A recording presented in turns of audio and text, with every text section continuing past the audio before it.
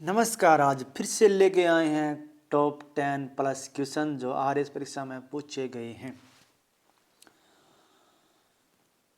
अगर आपको हमारा चैनल अच्छा लगे या फिर वीडियो अच्छा लगे तो चैनल को सब्सक्राइब कर लो और हाँ, कमेंट करके तो ज़रूर ही बता देना वीडियो कैसा लगा कैसा नहीं लगा, किस टॉपिक पर वीडियो चाहिए, कैसा वीडियो चाहिए, कितने क्वेश्चन होने चाहिए।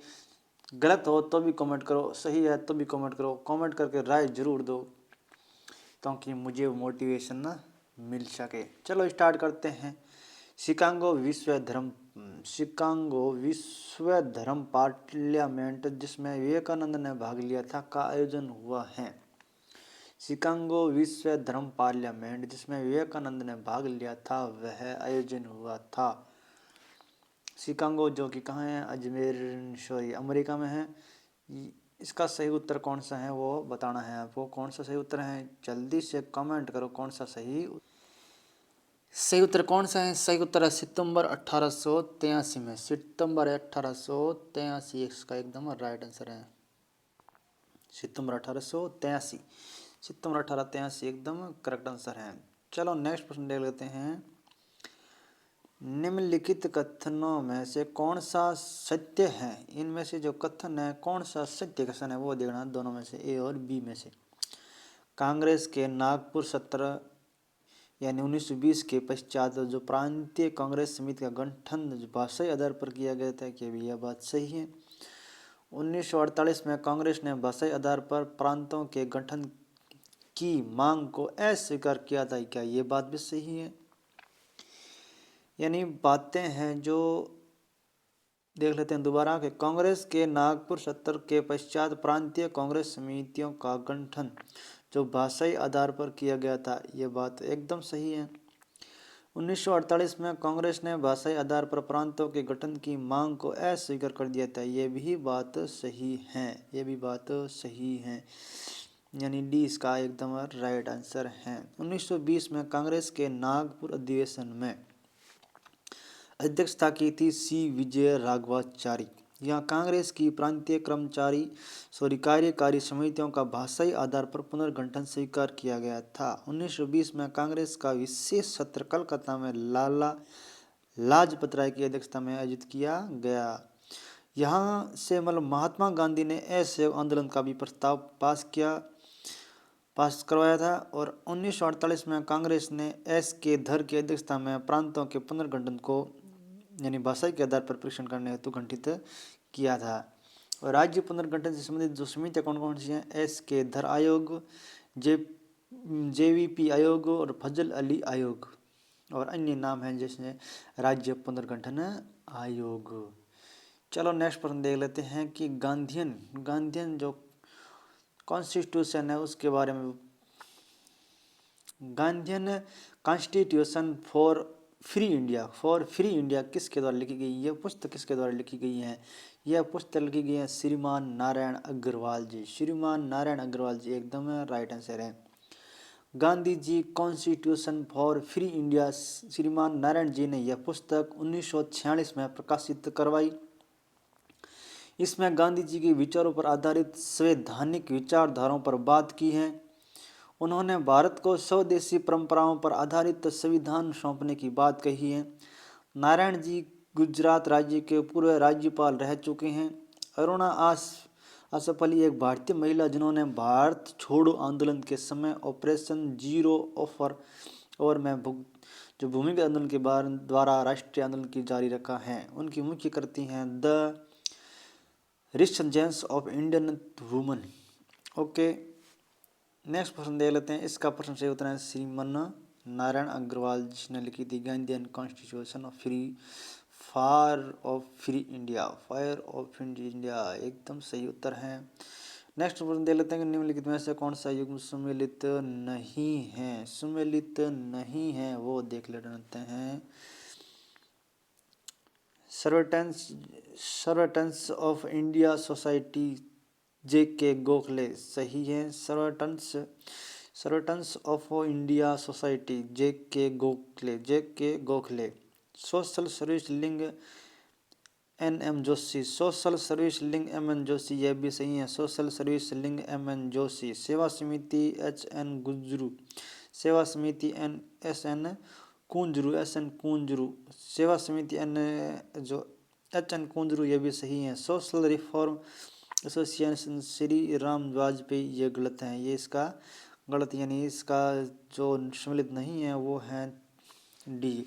Social reforms association Shri Ram Vajpayee नहीं है। जो सर्वेंट्स ऑफ इंडिया सोसाइटी की स्थापना हुई थी गोपाल कृष्ण गोखले ने 1905 में की थी। कब की थी? 1905 में। कहाँ की थी? पुणे में की थी, पुणे महाराष्ट्र में।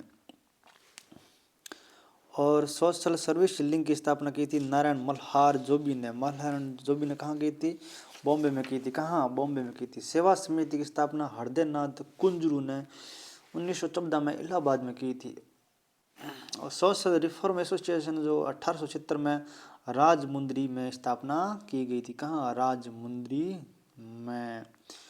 नेक्स्ट प्रश्न दे लेते हैं कि क्रांतिकारी जो हार्डिंग बम कांड में शामिल नहीं था, हार्डिंग बम कांड में शामिल नहीं था, वो बताना है। मास्टर अमरचंद, भगवती चरण वोहरा, भाई बाल मुकुंद और अवध बिहारी। सही उत्तर है भगवती चरण वोहरा। भगवती चरण वोहरा। हार्डिंग बम कांड हुआ था 1912 में, जो कलकत्ता से दिल्ली के लिए जो के राजधानी का जो हस्तांतरण तय किया गया था, जिस समय वारिस राय हार्डिंग परिवार के साथ जुलूस समारोह में प्रवेश कर रहे थे, तब उस पर बम फेंका गया। इस केस के सरकारी गवाह दीनानाथ थे। अन्य साथी बसंत कुमार भी थे और शामिल नहीं थे। इनमें से ये मास्टर अमीरचंद भी शामिल थे, भाई बाल मुकुंद भी शामिल थे और अवध के बिहारी भी शामिल थे, और भगवती चरण वोहरा शामिल नहीं थे। नेक्स्ट प्रश्न है गांधी इरविन समझौते में किसने गांधी इरविन समझौते में किसने मध्यस्थ का भूमिका अदा की थी? मध्यस्थता की भूमिका किसने अदा की थी गांधी इरविन समझौते में? गांधी इरविन समझौता तेज बहादुर जो सरपू है, तेज बहादुर सरपू, उसने गांधी इरविन समझौते में मध्यस्थता की भूमिका अदा की थी।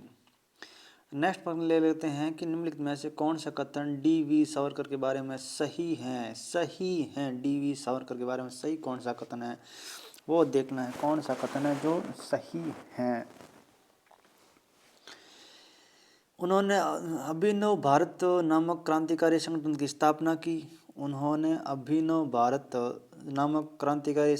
स्थापना की। यह भी राइट आंसर है।